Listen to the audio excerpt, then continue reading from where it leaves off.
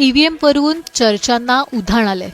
अशातच आता एक अशी आकडेवारी आम्ही तुम्हाला दाखवणार आहोत ज्यातून झालेले मतदान आणि मोजण्यात आलेलं मतदान यात तफावत दिसून आलेली आहे। महाराष्ट्रात विधानसभेच्या निवडणुकीच्या निकालात महायुतीच्या तौक्ते वादळाचा महाविकास आघाडीला जबरदस्त तडाखा बसलाय। पण आता हे वादळ येण्यामागची कारणं शोधली जात आहेत। त्यातच ईव्हीएम वरून कुजबूज ऐकायला मिळते। खुद्द संजय राऊतांनी निकालाचे पहिले कल ऐकूनच व्यक्त केलेला संतापही खूप काही बोलून गेला होता। जिस राज्य में सबसे बड़ी बेईमानी हो गई है, इस राज्य की जनता बेईमान नहीं है। ये नतीजे ऐसे दिए आपने कि आपने राज्य को जनता को बेईमान ठहराया है। इस राज्य की जनता बेईमान नहीं है। महाराष्ट्रातील तब्बल 95 मतदारसंघातील आकडेवारी संशयास्पद असल्याचं बोललं जातंय। झालेलं मतदान विरुद्ध मतमोजणी यात 95 जागी तफावत असल्याची आकडेवारी दैनिक लोकमतने दिली आहे। तर 19 मतदारसंघातील ईव्हीएम मध्ये जास्त मतं आढळून आली असंही या बातमीत म्हटलंय। ही सविस्तर आकडेवारी नेमकी काय आहे, नेमकं असं हे कोणकोणत्या मतदारसंघात झालेलं आहे तेच आता या व्हिडिओच्या माध्यमातून जाणून घेणार आहोत। त्यामुळे हा व्हिडिओ शेवटपर्यंत पहा आणि टाइम्स नाउ मराठीला फॉलो आणि सबस्क्राइब करायला विसरू नका। पैसा तो ऐसा है कि हर चुनाव क्षेत्र में नोटों की मशीन लगाई यापूर्वी कधी झालं नव्हतं असं पैशाच्या संदर्भात या राज्यामध्ये झालं। विधानसभा निवडणुकीत महाविकास आघाडी ही महायुतीच्या सुनामीमध्ये बुडाली असं निकालातून दिसलं। खुद्द महायुतीच्या नेत्यांनाही एवढा जबरदस्त निकाल लागेल याची कल्पना नव्हती। तसं तर खुद्द अजित पवारांनीही बोलून दाखवलंय।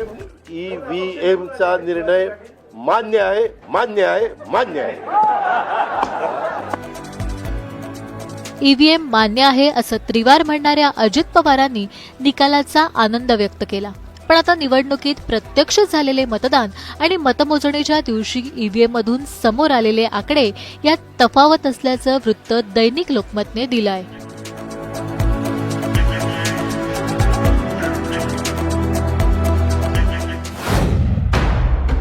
मतदान वर्सेस मतमोजणी।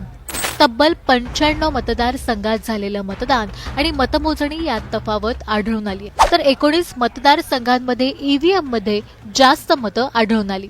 दुसरीकडे 76 मतदारसंघात ईव्हीएम मध्ये कमी मतं आढळली। शिवाय बूथ पातळीवरील फॉर्म 20च्या तपासातून तफावत असलेल्या मतदारसंघांची संख्या आणखी वाढू शकते असं बोललं जातंय। दरम्यान 193 मतदारसंघात मतदान आणि मतमोजणी एकसारखीच मतं आढळून असल्याचं लोकमतने म्हटलंय। दरम्यान कोणत्या 76 मतदारसंघात कमी मतं असल्याचं समोर आलंय त्यावर स्टेप बाय स्टेप नजर टाकूया। कोणत्या मतदारसंघात कमी मतं?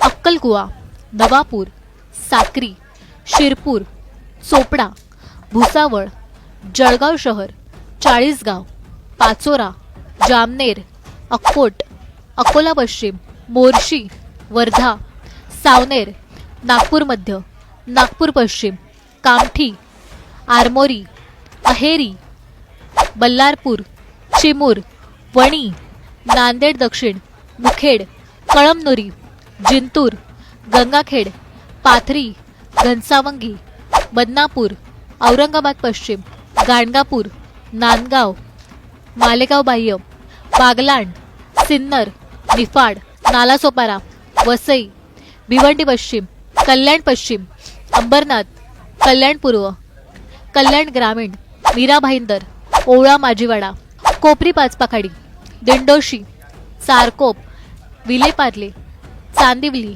सायन कोळीवाडा, मुंबादेवी, पनवेल, कर्जत, अलिबाग, आंबेगाव, शिरूर, इंदापूर, बारामती, मावळ, कोथरूड, खडकवासला, पुणे कॅन्टोन्मेंट, कोपरगाव, शेवगाव, लातूर ग्रामीण, लातूर शहर, अहमदपूर, औसा, तुळजापूर, माढा, सोलापूर शहर मध्य, कोल्हापूर उत्तर, खानापूर।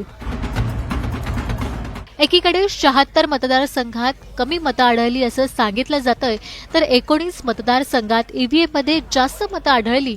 आता ते 19 मतदारसंघ कोणते तेही पाहूयात। कुठे आढळली जास्त मतं? आमगाव, उमरखेड, लोहा, देगलूर, हिंगोली, औरंगाबाद पूर्ण, वैजापूर, मालेगाव मध्य, कळवण, चांदवड, दिंडोरी, बोईसर, भोसरी, परळी, करमाळा, सोलापूर दक्षिण, कागल, कोल्हापूर दक्षिण, हातकणंगले. मी जिथे राहतो माझं घर, माझ्या घरात 4 मतं, माझी आई, माझी मुलगी, माझी पत्नी आणि मी. तिथे आम्हाला काही ओळख पडतं म्हणजे माझ्या आईने किंवा माझ्या पत्नीने किंवा माझ्या मुलीने मला मतदान केलं नाही, मी स्वतःला मतदान केलं नाही. मनसे उमेदवाराने केलेल्या आरोपाचा व्हिडिओही तुफान व्हायरल झालाय. दुसरीकडे रोहित पवार यांचाही विजय हा फेर मतमोजणीमुळे झाला असं निकालाच्या दिवशीच दिसलं होतं. त्यामुळे आता सुरू असलेल्या ईव्हीएमची चर्चा राज्यभर गाजतायत. एक आणखीन एक याला अँगल आहे असं काही लोक सांगतात. अँगल काय? 4 महिन्याच्या पूर्वी एक निवडणूक झाली हरियाणा आणि जम्मू काश्मीर. त्याच्यामध्ये जम्मू काश्मीरमध्ये भाजपच्या विरुद्ध जे फोर्सेस आहेत आमच्यासारखे त्या सगळ्यांना यश आलं आणि हरियाणा भाजपकडे गेलं. आता त्याच्यानंतर दुसरी निवडणूक जी झाली महाराष्ट्राची निवडणूक ही ठरलेल्या महिन्यापेक्षा 1 महिना लेट केली आणि ती लेट केली की झारखंडबरोबर गेली. झारखंडमध्ये काँग्रेसचा यश आहे आणि इथं अपयश आहे. त्यामुळे एक लहानसं राज्य यशासाठी आणि मोठं राज्य सत्ताधाऱ्यांच्या लाभासाठी असं काहीतरी एक वेगळा गमतीदार ट्रेंड दिसतो. म्हणजे उद्या त्याला कुणी म्हणायला नको की या मशीनच्या संबंधी तुम्ही याचं ऑब्जेक्शन घेता. त्या राज्यात तुमचं राज्य आलं ना तेव्हा हेच मशीन होतं. लक्षात आलं तुला?